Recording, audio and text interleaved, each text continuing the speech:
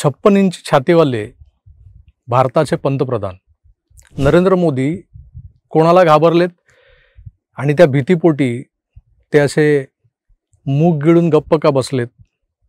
अशाच प्रकारची काही विधानं आपल्याला मागच्या 2-4 दिवसांपूर्वीपासून ऐकायला येत आहेत. त्याचं कारण सांगतो तुम्हाला. ही विधानं करतायत कोण? अर्थात विरोधी पक्षातील नेते. आता त्या विरोधी पक्षात नेते कोण, कार्यकर्ते कोण यांचा ताळमेळच नसल्यामुळं होतंय काय की काँग्रेसचा पप्पू जे बोलतो त्या पप्पूच्या विधानांवरती त्यांची जी काही लिबरल जी गँग आहे लिब्रांडू पत्रकारांची, ती मग स्टोऱ्या बनवते आणि मग त्या स्टोऱ्या ज्या पद्धतीनं त्यांची इकोसिस्टम व्हायरल करत असते त्यातून हे असे प्रश्न निर्माण होतात. आणि हे प्रश्न विरोधकांना पडलेत, उत्तम आहे. त्यानंतर आता याच प्रश्नांच्या आधारावर काही मागण्याही होऊ लागल्यात. काय मागण्या आहेत, हे प्रश्न काय, 56 इंची छातीचा हा सातत्याने उल्लेख का होतोय, या सगळ्या प्रश्नांची उत्तरं मी या छोट्याशा व्हिडिओतून तुम्हाला देणार आहे. तत्पूर्वी आपण जाणून घेऊया की या नेमक्या वादाला किंवा या सगळ्या उद्रेकाला तोंड कुठून फुटलंय. आपले जे चीफ ऑफ डिफेन्स स्टाफ जे आहेत CDS अनिल चौहान, हे परदेशात एका वृत्तवाहिनीला मुलाखत देताना, ब्लूमबर्गला मुलाखत देताना त्यांनी एक विधान केलं होतं की ऑपरेशन सिंदूर दरम्यान पहिल्या दिवशी आमच्या हवाई दलाचं नुकसान झालं. म्हणजे एखादं विमान पाडलं गेलं तर नेमकी किती विमानं पाडली आहेत यावरून ज्या चर्चा सुरू आहेत. म्हणजे काँग्रेसचे नेते राहुल गांधी हे सातत्याने विचारत आहेत आपली विमानं किती पडली, आपले किती जवान मारले गेले, आपलं किती नुकसान झालं. पाकिस्तानचं किती नुकसान झालं याच्याशी त्यांना काही देणं घेणं नाही. पण त्यांना आपलं किती फाटलंय हे कसं उघड करायचंय, हे कसं जगासमोर आणायचंय यातच रस दिसतोय. आणि त्यामुळे त्यांचे हे असे प्रश्न आपण समाज माध्यमांवर आणि इतर सगळ्या गोष्टींमध्ये बघतो, ऐकतो, वाचतो. आणि त्याला पुष्टी देणारं विधान जेव्हा CDS करतात की होय पहिल्या दिवशी आमची काही विमानं किंवा आमच्या हवाई दलाचं काही नुकसान झालं, पण ते किती झालं, काय झालं हे मोजत न बसता आम्ही ज्या काही चुका झाल्या होत्या त्या दुरुस्त करत त्यातून बाहेर येत नव्या जोमानं हल्ला कसा करायचा याचा विचार करत होतो.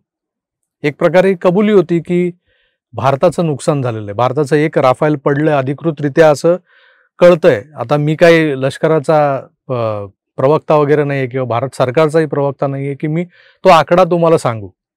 पण ज्या काही गोष्टी आपल्या समोर दिसतात त्यावरून एवढं नक्की की एक राफेल पाडले त्यांनी पाकिस्तानी रडार सिस्टीमने, पण त्यांची रडार सिस्टीम पूर्णतः फेल झाली. ऑपरेशन सिंदूर दरम्यान भारताच्या भात्यातली जी काही शस्त्र आहेत, अगदी ब्रह्मोसने जो दणका दिलाय पाकिस्तानला तोही किती मोठा होता यावरही आपण बोललेलो आहोत.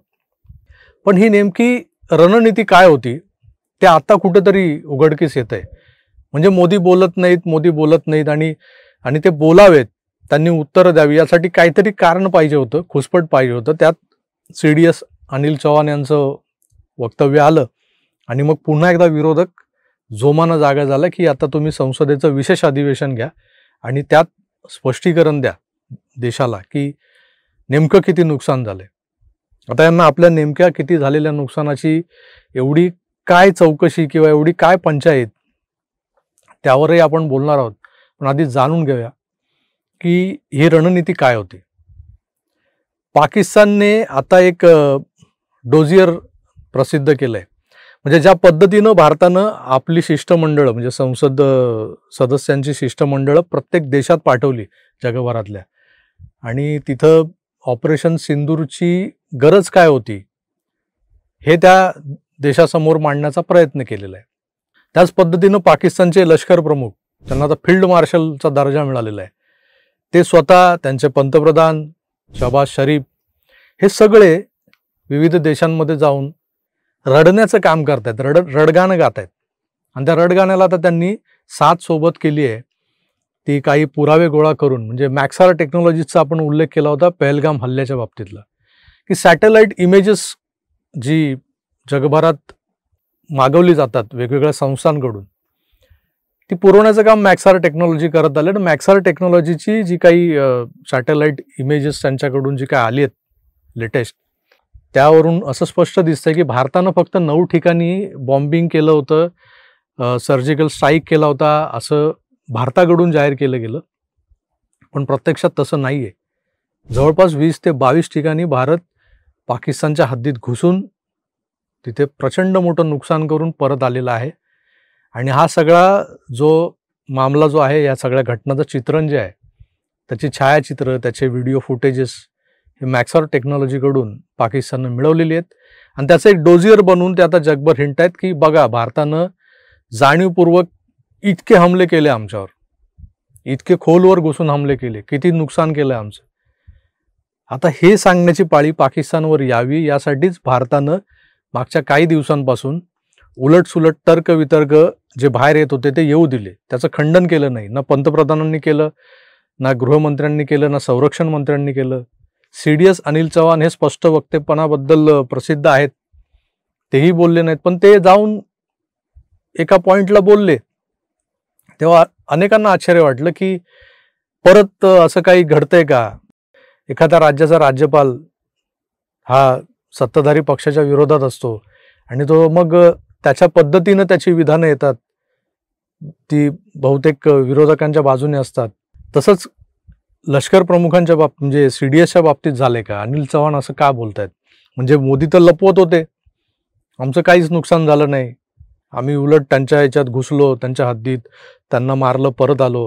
आणि त्यांनी जे उलटे हमले केले ते आमच्या S-400नं परतवून लावले, त्यांची विमानं पाडली, त्यांचे ड्रोन्स पाडले. पण तसं झालेलं नाही, भारताचंही नुकसान झालंय. मग मोदी खोटं बोलतायत हे उघड झालं. आता माकडाच्या हाती कोलीत मिळालं, मग तो लागला ढिंडोरा पिटायला की मोदी खोटं बोलले, मोदींनी काहीतरी लपवलं. आणि मग त्यावरून संसदेचं विशेष अधिवेशन वगैरे सगळं सुरू झालं. असो, हा झाला एक भाग. पण एक लक्षात घ्या मित्र, मोदींना हे करण्याची गरज काय होती हा प्रश्न अनुत्तरितच राहतोय. कारण ज्या पद्धतीनं आपण पाकिस्तानच्या हद्दीत इतके खोलवर घुसून हे सगळं डॅमेज केलं होतं, आणि त्या डॅमेजनंतर कुठेतरी एका अशा मोक्याच्या क्षणी पाकिस्तानच्या राज्यकर्त्यांना, पाकिस्तानच्या संरक्षण मंत्र्यांना, पंतप्रधानांना असं वाटलं की हे युद्ध जर अजून एक दिवस चाललं तर पाकिस्तान बेचिराख होण्याची शक्यता आहे. मागे आपण ब्रह्मोसचा उल्लेख केला होता. ब्रह्मोस ज्या ठिकाणी पडलं तिथला जो दणका झाला तो दणका जवळपास 4.7 रिश्टर स्केलचा दणका होता. आणि त्यामुळं पाकिस्तानच्या त्या नूरखान टेकडीच्या आजूबाजूला जो काही त्यांचा एक ॲटॉमिक बेस होता, काही अण्वस्त्र तिथे लपवली गेली होती, तिथं गळती सुरू झाली, तिथले रिॲक्टर्स लीक झाले. आणि हे सगळं इतकं त्रासदायक आणि नुकसानदायक ठरत होतं पाकिस्तानला की पाकिस्तानने तातडीनं अमेरिकेचे पाय पकडले जाऊन. तिकडून त्यांची यंत्रणा आली, जे न्यूक्लिअर रिॲक्टरमधून जे काही जो रेडिएशन होत होतं ते थांबवण्यासाठी बोरॉनची तिथे अक्षरशः बोरॉनचा पाऊस पाडला गेला. ते बोरॉन आलं होतं इजिप्तमधून, अख्खं बोरॉनने भरलेलं एक विमान त्या सगळ्या परिसरावरती, जसं आपण पाण्याच्या फवारणीचा कसा फवारा मारतो तसं ते बोरॉन सगळीकडे छिडकलं जात होतं. अशा पद्धतीनं पाकिस्तानची फाटून 4 झालेली असताना पाकिस्तानने शरणागती पत्करली, जी अधिकृतरित्या कोणाच्या लक्षात आली नाही. त्यांनी अमेरिकेचे पाय धरले, अमेरिकेने मध्यस्थी केली, अमेरिकेने काही अटी शर्ती, काही धमक्या दिल्यात. आता त्या धमक्या सहन करणं किंवा धमक्या ऐकणं, त्यांच्या धमक्यांना घाबरून त्याच्या पुढे मान तुकवणं, याबद्दलही टीका होऊ शकते पंतप्रधान नरेंद्र मोदींवर. पण ती काय सिच्युएशन होती, ते काय प्रसंग होते, अशा कोणत्या गोष्टी होत्या ज्यामुळं आपण जिंकत असताना, आपण पाकिस्तानमध्ये अगदी खोलवर घुसलेलो असताना POK घ्यायचं होतं, बलुचिस्तान स्वतंत्र करायचं होतं, सिंध प्रांत मोकळा करायचा होता, हे सगळं बोललं जात असताना आपण माघार घेतली आणि फार मोठी चूक केली आहे, हे आपलं किती मोठं अपयश आहे हे दाखवण्याचा प्रयत्न विरोधकांकडून केला जात होता. पण तसं काही झालेलं नाही. भारत अजिबात बॅकफूटवर आलेला नव्हता. भारतानं कुठल्या तरी वेगळ्या गोष्टींच्या दबावाखाली हे सीजफायर मान्य केलेलं आहे. कदाचित हे सीजफायर एक मोठा अणुयुद्धाची जी नांदी होती ती नांदी तिथेच थोपवण्यासाठी सुद्धा भारताने मान्य केलं असेल. पण ते समजण्यासाठी लोकांकडे बुद्धी असायला हवी. बुद्धी असण्यासाठी मुळात डोक्यात मेंदू असायला हवा. पण ते मेंदू नसलेले काही नेते भारतात ज्या पद्धतीनं वावरत आहेत त्यामुळे ह्या सगळ्या गोष्टी आपल्याला वारंवार ऐकायला मिळत आहेत. तर ज्या पद्धतीने या 56 इंची छातीच्या नरेंद्र मोदींनी माघार घेतली, त्यांनी काहीतरी लपवलं, भारताची नालस्ती झाली, म्हणजे तुमची 1, 2, 3 काही असतील विमानं पाडली की पाकिस्तान, पण ते तुम्हाला सांगायची भीती वाटत होती, ते लपवलं तुम्ही. हे लपवलं यासाठी होतं की पाकिस्तानला कुठेतरी डिवसणं गरजेचं होतं.